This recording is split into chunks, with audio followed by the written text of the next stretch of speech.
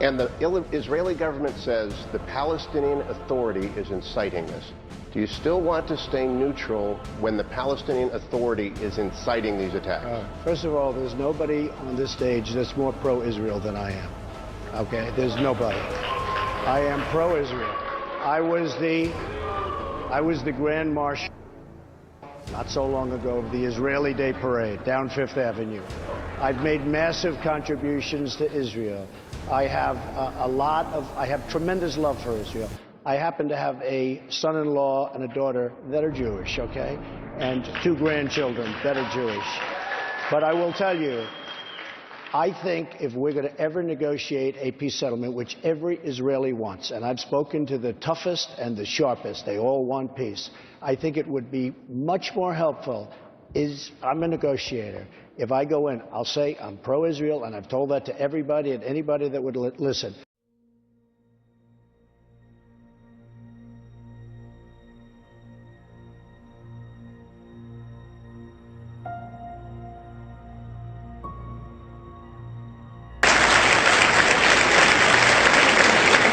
Well, something will happen when I become the president.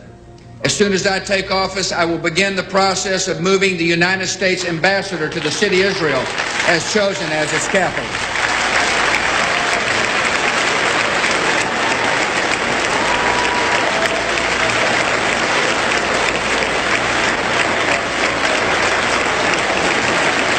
You're welcome to the show, brother.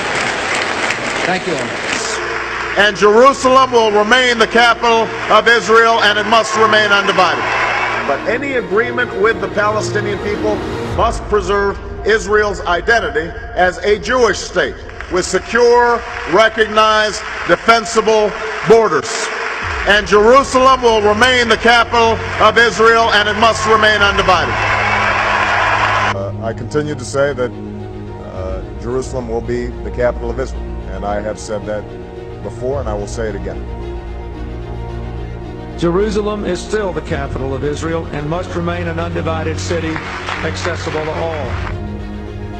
Every previous American president refusing to move the U.S. Embassy to Jerusalem or to recognize Jerusalem as Israel's capital city. Therefore, I have determined that it is time to officially recognize Jerusalem as the capital of Israel.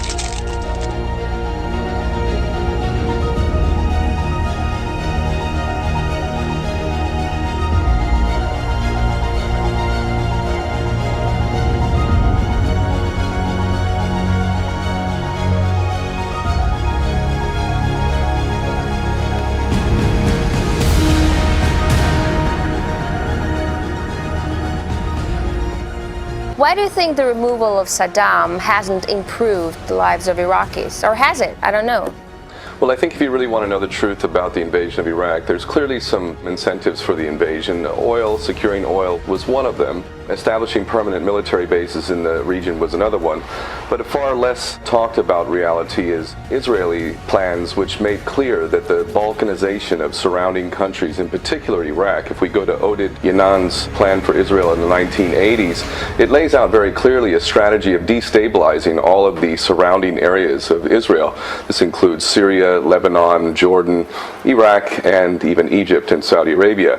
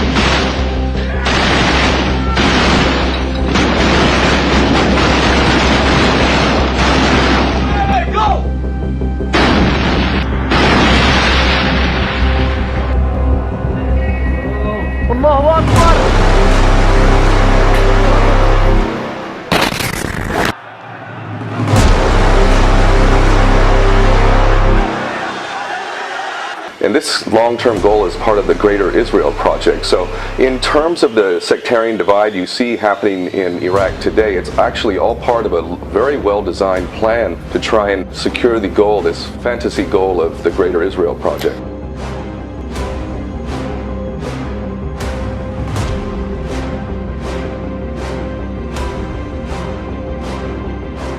Okay, but why would Israel benefit from an unstable Middle East, an unstable Arab nations? Because what we see that this instability actually is followed by fundamental Islam, and people who are overthrown are either replaced by fundamentalist powers, or there's just more sectarian violence that grows.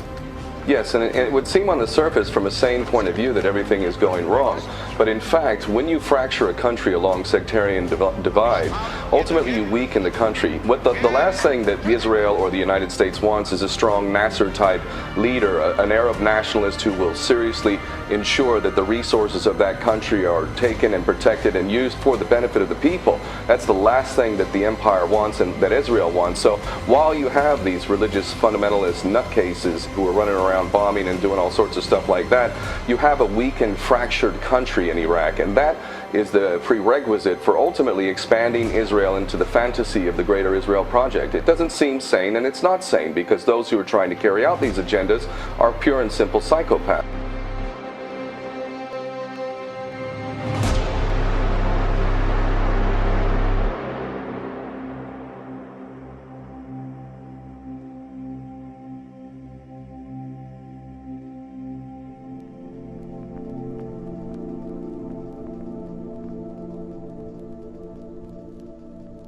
If you have an environment where everyone's playing by individualist rules and you come in working as a team, then you have a systematic advantage in that environment. The best way to prevent conflicts between different peoples, to the extent that that's possible, is for them to have their sovereign homelands. And lo and behold, Jews actually struggled for a very long time to create a sovereign Jewish homeland, namely Israel. It's very advantageous for them to have it both ways, right? They have their ethno-state, and they also live as a diaspora. Now, the ethno-state benefits from that because the diaspora is constantly meddling in the internal affairs of their host societies to support Israel. And that's especially true in the United States, where we have as many Jews living here as we have living in Israel, and where, you know, Israel gets billions of dollars every year in loans and just outright giveaways, and loans that'll never be paid back, so they're just giveaways anyway.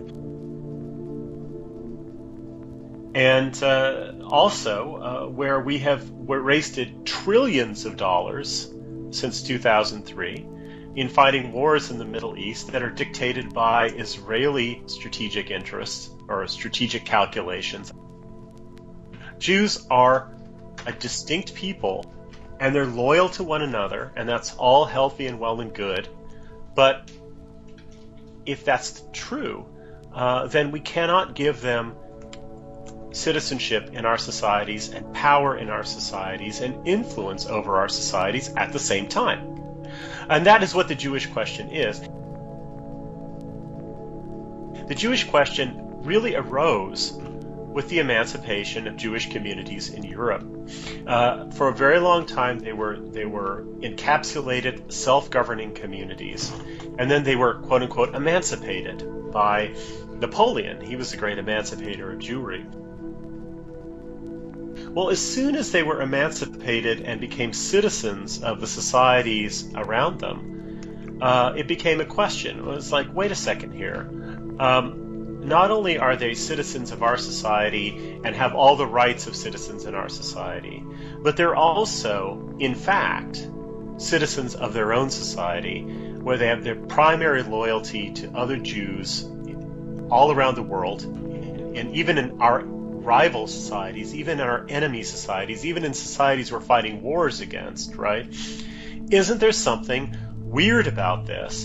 And isn't this an inherently unjust and disadvantageous relationship that we've instituted And again, this goes back to the whole game theoretical issue. Just as a team strategy beats an individualistic strategy, right?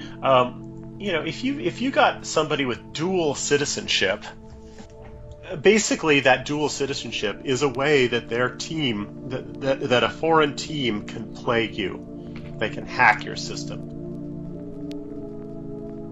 If you look at the history of Jewish intellectual movements and Jewish political involvement since Jewish emancipation, you see this all the time. And the neoconservatives are a beautiful example of this.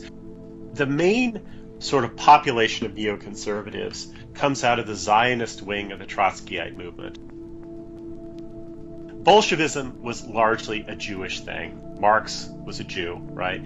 The core people who advanced Bolshevism were Jews, or part Jews, or married to Jews. It was a heavily Jewish phenomenon. The most ethnically conscious Jews ended up following Trotsky, and the most ethnically conscious Trotskyites became Zionists.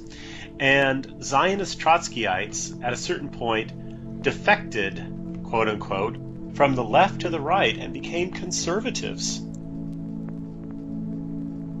And what did they do? Well, they colonized the Republican Party. Like cuckoos, they ejected the eggs and the hatchlings of real conservatives from the nest. They mopped it up pretty good, and they really destroyed a lot of the careers of actual non-Jewish, non-neocons. People like Joseph Sobran and Peter Brimlow and so forth were ejected, and then later on people like Ann Coulter, right? And the neocons took over the right in America. They're the ones who are pushing these catastrophic wars in the Middle East. And now that Trump has come along and they don't feel comfortable in the Republican Party, well, they're just reinventing themselves as Democrats, because Hillary Clinton's party has always been controlled in their foreign policy by the same faction. How do you make sure that American foreign policy is always pro-Jewish? You divide your camp and you colonize both the Republicans and the Democrats, so that no matter who's in power, they have a pro-Zionist foreign policy.